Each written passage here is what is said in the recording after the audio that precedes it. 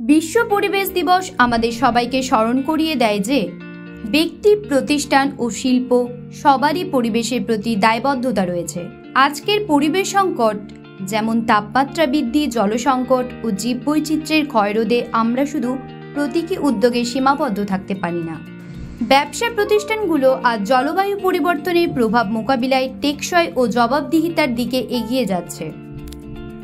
তবে জলবায়ু সচেতনতা শুধু কর্পোরেট কক্ষে সীমাবদ্ধ নয়, আমাদের দৈনন্দিন জীবনের প্রতিটি অংশে ছড়িয়ে পড়া জরুরি। ভারত এ বিষয়ে তার বিশেষ দায়িত্ব পালন করছে।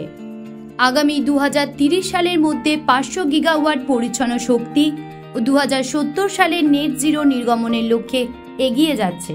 গ্রিন ক্রেডিট উদ্যোগ, লাইফ মুভমেন্ট সহ নানা পদক্ষেপ এই লক্ষ্যকে বাস্তবে রূপ দিতে কাজ করছে।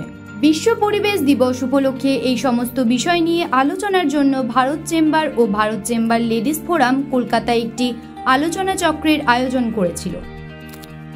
প্রধান অতিথি হিসেবে উপস্থিত ছিলেন পশ্চিমবঙ্গ দূষণ নিয়ন্ত্রণ বোর্ডের চেয়ারম্যান ডক্টর কল্যাণ রুদ্র এবং সম্মানিত অতিথি হিসেবে ছিলেন ডক্টর স্বাতী চক্রবর্তী ও ডক্টর অনিরুদ্ধ মুখোপাধ্যায়।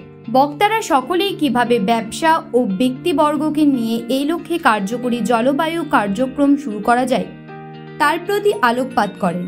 জ্যোতি সরকার রিপোর্ট, হেডলাইন্স, কলকাতা। আনন্দ আর ভালোবাসার দীপ্তিতে গড়া সমুজ্জ্বল পরমা, ঠিক তোমারই মতো। শ্যাম সুন্দর কোম্পানি জুয়েলার্স, আগরতলা, উদয়পুর, ধর্মনগর, কলকাতা।